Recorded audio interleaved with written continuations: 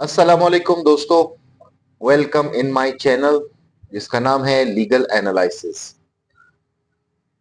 PLD 2025 supreme court, page number है 63। एक बहुत ही अहम जजमेंट पास हुई है, 2025 की है। अगर आप इसको मजीद बेहतर समझना चाहते हैं तो आपको वीडियो एंड तक देखनी होगी कि ये किस बारे में सुप्रीम कोर्ट ने पास की है। एक इस्तेलाह हम यूज करते हैं मुख्तार आम या power of attorney, general power of attorney. ये होता क्या है? Basically two types of attorneys are there, general power of attorney and special power of attorney. Special power of attorney में आप एक स्पेशल, एक मखसूस, एक बाउंड्री बना देते हैं। जब किसी को आप पावर ऑफ अटॉर्नी देते हैं या मुख्तार बनाते हैं उसको अपना, तो उसके लिए एक बाउंड्री बना देते हैं, एक बॉर्डर बना देते हैं कि इससे ज्यादा आप तजावुज नहीं कर सकते। लेकिन जनरल पावर ऑफ अटॉर्नी में यानी मुख्तार आम में, मुख्तारनामा आम में, उसके लिए कोई बाउंड्री नहीं होती।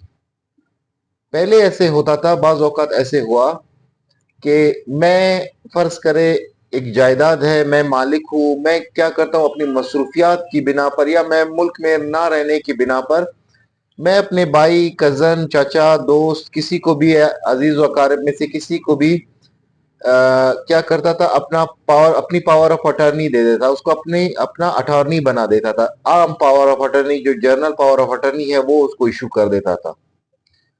जब वो इशू हो जाता था, जाहिर बात है इंसान खता का और लालच का पुतला होता है। बाज औकात ये होता था कि हम किसी को पता नहीं होता, तो वो उस जनरल पावर ऑफ अटॉर्नी का मिस यूज करके आपकी जायदाद अपने नाम पे ट्रांसफर कर लेता या अपने किसी रिश्तेदार के नाम पे ट्रांसफर कर देता, बेच देता, या किसी और के नाम पे जो है ना, क्योंकि आपने general power of attorney the. General power of attorney में इसमें कोई बाउंड्री होती तो है नहीं।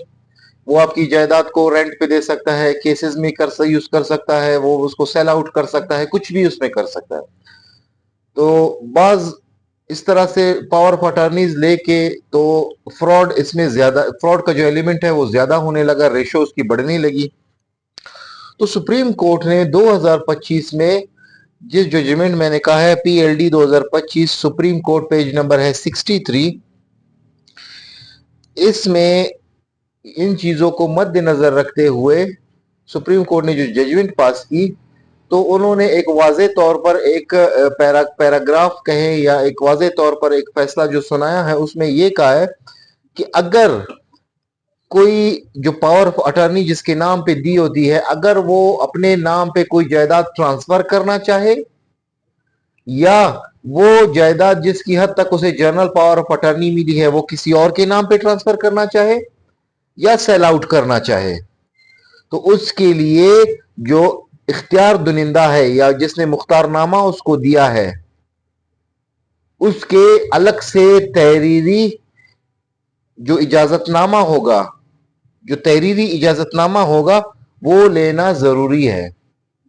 अगर उसके पास तहरीरी इजाजतनामा अलग से नहीं होता कि जिसमें वो क्या कहे कि वो इसको सेल करे या किसी और के नाम पे ट्रांसफर करे या अपनी मलकियत उसको बनाए, तो उस मुख्तारनामे को वो इन हद तक यूज नहीं कर पाएगा। तो सुप्रीम कोर्ट की जो जजमेंट है बहुत ही अहम जजमेंट है।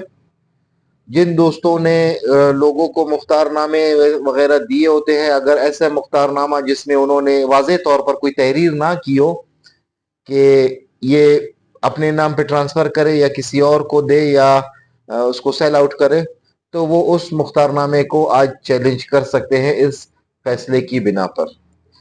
सो दोस्तों, आज के लिए इतना ही। आप सब दोस्तों से मिलते हैं एक और नए टॉपिक में।